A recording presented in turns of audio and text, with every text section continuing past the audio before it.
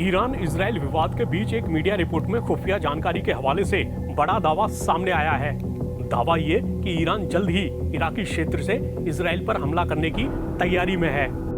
बताया गया है कि यह हमला 5 नवंबर को होने वाले अमेरिकी राष्ट्रपति चुनाव से पहले हो सकता है। उधर इजराइल ने ईरान को बड़ी चेतावनी दे दी है।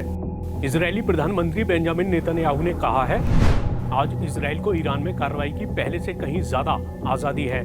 हम जरूरत पड़ने पर ईरान में किसी भी जगह पहुंच सकते हैं। मैंने इजरायली रक्षा बलों और सुरक्षा शाखाओं को जो सबसे बड़ा लक्ष्य दिया है वो है ईरान को परमाणु हथियार हासिल करने से रोकना। मीडिया रिपोर्ट में कहा गया है कि अब इजराइल पर हमला इराक से बड़ी संख्या में ड्रोन और बैलिस्टिक मिसाइलों का इस्तेमाल करके हो सकता है। इस रिपोर्ट के मुताबिक इराक में मौजूद ईरान समर्थक मिलिशिया के जरिए हमला करना ईरान में रणनीतिक लक्ष्यों के खिलाफ एक और इजरायली हमले से बचने के लिए तेहरान की कोशिश हो सकती है। बीते कुछ वक्त में इजराइल और ईरान दोनों ने एक दूसरे पर हमले किए हैं। उधर इजराइल के करीबी अमेरिका ने हाल ही में ईरान को बड़ी चेतावनी दी। अमेरिका ने कहा कि अगर ईरान ने मिडिल ईस्ट में अमेरिकी कर्मियों या इजराइल के खिलाफ कोई आक्रामक कदम उठाया तो उसे गंभीर नतीजे भुगतने होंगे। इजराइल ने 1 अक्टूबर को खुद पर हुए ईरानी हमले के जवाब में हालिया हमला किया था। वहीं ईरान का कहना है कि एक संप्रभु देश के रूप में ईरान इस आक्रामक कार्रवाई का जवाब देने का अधिकार सुरक्षित रखता है। इस बीच ईरानी सुप्रीम लीडर अली खामनेई ने कहा कि ईरानी अधिकारियों को ये निर्धारित करना चाहिए कि अब इजराइल के सामने ईरान की ताकत का सबसे अच्छा प्रदर्शन कैसे किया जाए। वहीं ईरान के विदेश मंत्री अब्बास अरागची ने दावा किया कि ईरान पर इजरायली हमले में अमेरिका शामिल था।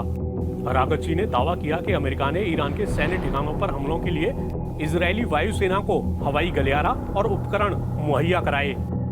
चलिए अब आपको इस मामले पर अमेरिका का हालिया बयान सुना देते हैं। The United States did not participate in this military operation.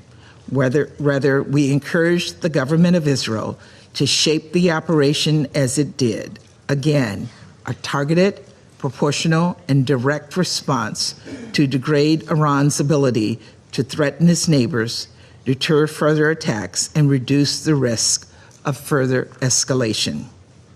Today, the United States' message for Israel remains clear. We will always help secure its people and territory from Iran and its terrorist proxies and partners. Our message for Iran remains clear as well.